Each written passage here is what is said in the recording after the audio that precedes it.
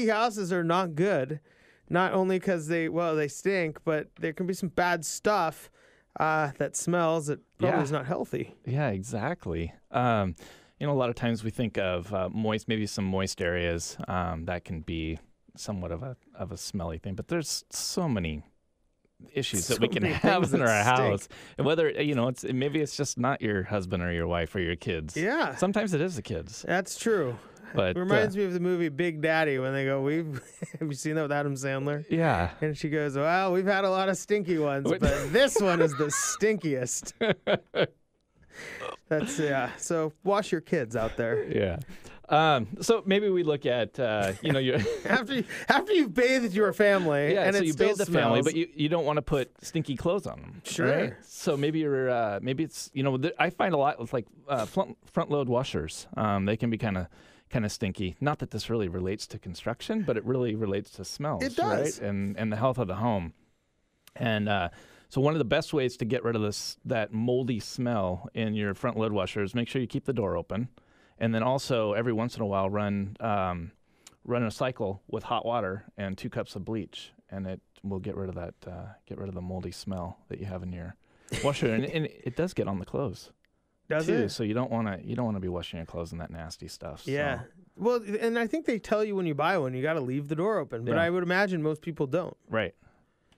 So especially like in my house, where the washer's right in front of the walkway that we go into the house, and it would just be a problem. Yeah. I think my wife leaves it open. Now I know why. And then I close it as I walk out the door. Oh, somebody left this open. Now I'm going to have to go check my clothes and see how they smell.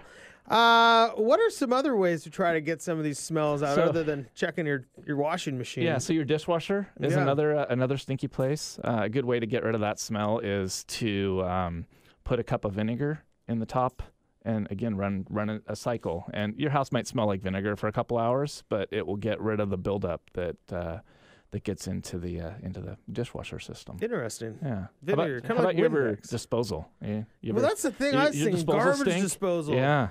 They can be stinky, they can be nasty. If you look at the underside of that little gasket that's there, I have never done that, but I will take your word for it. I accidentally stuck my hand in there, But the garbage disposal, they hold a lot of stuff. Yeah. You stuck your hand in the... Well, to get something out, and then you pull your hand out, and it's like... What, that is like 3 years ago's lettuce. Yeah.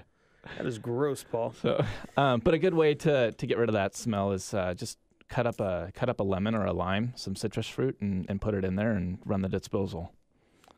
That'll help get rid of it. And water. Yeah. Oh, and water. Yeah. You gotta obviously get the stuff out of there. It seems like we have in our house sometimes just the stuff that doesn't maybe get all the way down the disposal. You're in a hurry, and you just got to flush it through. Yeah. Cooking can be a big thing. And a lot of times when we go into older homes, we find that maybe there's not an exhaust fan, or the exhaust fan doesn't work, or they do have an exhaust fan. Microwave ovens or microwaves with the exhaust in them are notorious for maybe not being hooked up to the outside, so there's no ductwork that leads from the microwave to the exterior of the home, and they'll just have like a charcoal filter in there. So charcoal is good for getting rid of smells, but it doesn't exhaust the air out of the house, and then you're having to make sure that you're maintaining and cleaning the charcoal filter, which I imagine nobody does. No, I didn't. Do you guys anybody clean the charcoal filter in their microwave out here? Yeah. No. Yeah, there's your answer. Yeah. Our very scientific poll of 5. Right. It sounds like a lot of this has to do with where water is. Right? Yep. Even the charcoal filter, you're talking about kind of a steam that maybe comes out of the microwave. What about like bathrooms? That's it's stinky for other reasons, but maybe things you can...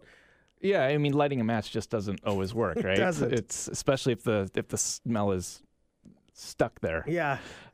So making sure that... You're shaking your head at me. I'm just wondering what you light a match for. I'm more of a Febreze guy myself. So mold's notorious for being in bathrooms and just getting out of in the showers, and so making sure that your shower is cleaned. I was actually at a house the other day, and this lady's like, "Gosh, my bathroom smells," and so she's like, "The faucet stinks. Run the water," and so I'm down there like smelling the faucet, right? It's a weird visual, but And you can't. I didn't really detect much major order, but she was obviously more sensitive to it than I was. But we found in the past that mold can actually grow on the aerator of your faucet. So you remove the aerator, and it's like, oh my gosh, there's Like nasty mold growing. And I use that I would use a sink, to brush your teeth, right, and rinse your mouth out, and you're putting that nasty stuff in your mouth. So it's, just that's How do you get rid of that? Inconspicuous area. Yeah, you wouldn't think about like mold in your faucets. Right. How do you get rid of it? Just clean it, making sure that you clean it. Is that a bleach item again too? Maybe just it's soap and water. Soap and water. Yeah. What about the kitchen? I mean, lots of things go on in the kitchen. So cooking, spicy foods, fried foods are notorious for sticking to your cabinets. So wiping down your cabinets, especially if you're not using your exhaust fan, that stuff's just gonna get everywhere. And so getting that out of your cabinets is always a good idea. Sounds like a lot of this is maintenance. But when you're building a house and you do a lot of home building, are there measures that you take to maybe help a house avoid some of these smelly things? Yeah, so a lot of times in new homes, or even in older homes, so think about our basements and our crawl spaces, they're notorious for having moisture in them. And that's the worst air that we have in our homes. And the way that the air filters throughout the house is it comes from our crawl space, goes into our main living space, and then up into the attic. And then once it hits the attic, it actually will return back into the upper floor. So wanting to mitigate any moisture that we have in there. And a lot of times we'll have our air ducts that run in those areas, and if they're not completely sealed, they're sucking up that air and they're distributing it throughout the rest of the house. So making sure that you have a good HVAC system, and you have good vent fans as well in your bathrooms. A lot of times we see vent fans that aren't hooked up to the exterior. They're just blowing right into the attic space or into the wall cavity between two floors, which is terrible because the moisture has nowhere to go. Yeah. So then you're just promoting mold growth again. So mold is kind of the theme here. It can be a big source of smell and moist, musty smell. Nobody likes the word moist, do they? Just weird. Paul, we just about a minute left. Again, we're here with Paul Kocharhook, owner of Pathway Design and Construction. So you also had mentioned to me about an ozone machine. Yeah. What is an ozone machine? Because last I heard about the ozone and machines, it was kind of like stop using aerosol. That was like 20 years ago. Right. But now you put one in your house? So, you don't want to put one in your house. Oh, you don't want to put an ozone machine in your house?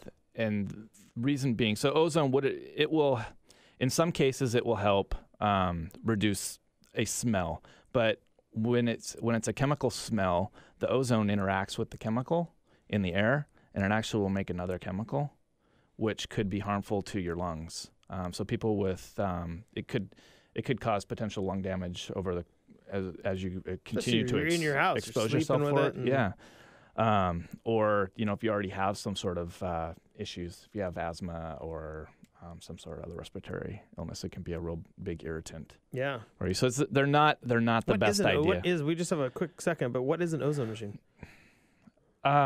It basically helps filter or take. It doesn't actually filter. Filter is a horrible word. It just helps. It's like one of those ion deals, like the yeah. It's very similar to that. If you've ever seen kind of one of those work, and it will actually take a smell out, but it's again they're not the best thing to have. The idea is to not try to mask a problem, and by using an ozone machine, you're masking a problem that's already there. So if you get rid of the problem, then overall you're better. It's like a more technologically advanced Febreze.